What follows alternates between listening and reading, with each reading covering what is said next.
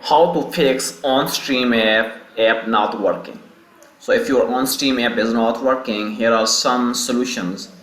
Close the OnStream app completely and relaunch it to see if the issue is resolved. If the app still doesn't work, press and hold the power button and restart your device completely. Make sure your device is connected to a stable and strong internet connection before opening the app. Go to Settings, find OnStream under Apps, tap Clear Cache and then reopen the app. If cleaning cache did not help, go back to the same menu and tap Clear Data to reset the app completely.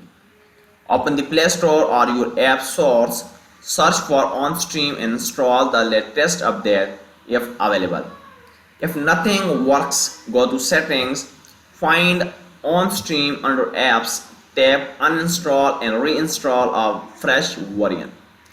If you are using a VPN, try turning it off as it can sometimes block streaming content on OnStream. Go to Settings and check your device storage. If it is full, delete unnecessary files to free up space. Go to Settings, open Network Options and tap Reset Network Settings to fix any connectivity issues.